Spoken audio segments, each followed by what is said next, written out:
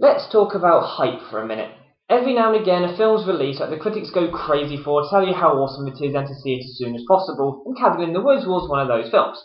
Unfortunately, with hype surrounding a film so much, when you finally get a chance to see it, your expectations have been set so high that it is never going to be good enough. So when I went to see Cabin in the Woods yesterday, I went in with an open mind. Was it as good as it was hyped up to be? Not quite, but it was still an amazing film. One of the things that seemed to be said quite regularly about it was how original it is, but the bloke who decided to put a clock in a microwave didn't really have an original idea. It does seem to take influence from a lot of other films, Evil Dead, Cube, Blade, 13 Ghosts, I think there was even a nod towards Eternal Darkness in there at one point, but that may have been a coincidence. So it wasn't completely original, but whereas with most films, when they take influence from other films, they just throw them in there for the hell of it, and it just doesn't work. But with Cabin in the Woods, they really did think about it and how they could tie it all together. And when it's put into context with the overarching plot, it is absolutely genius.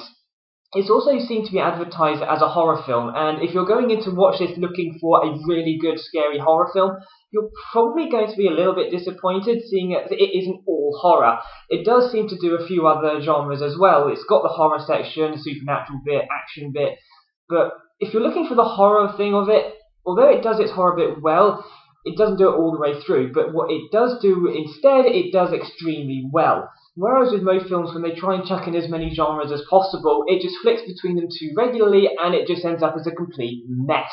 With Cabin in the Woods, it picks one of them and then it sticks with it for a while. When it decides to go horror, it really does go horror, and it's really creepy. But when it then decides to make the shit hit the fan and go action, it does that really well as well. It's not completely devoid of cliches, though. At the start, it does have the cliche setup of a group of college kids going to stay in a cabin in the secluded woods for a weekend, which we've seen many times before when things start to go wrong. It's even got the cliche group of the nerd, the jock, the druggie and all that sort of thing, but even though it seems to be a cliche thing, even that has quite a big impact on the overarching plot and is taken into account, so it just really adds to the geniusness of it. Other than that, though, overall, the general acting in it was pretty well done, although there was one point where it was quite bad and I actually thought it was quite funny, but the rest of it they did really well, particularly the druggie character. He was just brilliant. The music, I didn't really hear much of the music, I don't remember it anyway, so it may have been there, but it didn't really do much. The special effects were very well done, but I can't really talk about that too much without giving a lot of it away, but it was extremely well done. Best character, though, has to be the druggy bloke. He was genius. It was the bloke whoever the actor was, he did it so well. He may as well have been drugged up during filming. He was that good at it. And he had some absolutely hilarious lines. Although you need to know the lines in the context of the film to get them funny, which probably just made them even funnier, really. He was a brilliant character.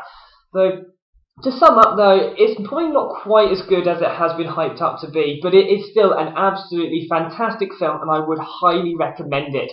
Because it hasn't gone purely for the horror side of things, if you don't like horror films, you would still enjoy this film. Because when it does go horror, yes, it gets scary, but it does throw in that little bit of comedy as well to sort of break it up a bit. So, if you don't like horrors, go and see it as well. It is a great film, just don't expect it to be as great as some of the other critics have made it out to be. See you next time.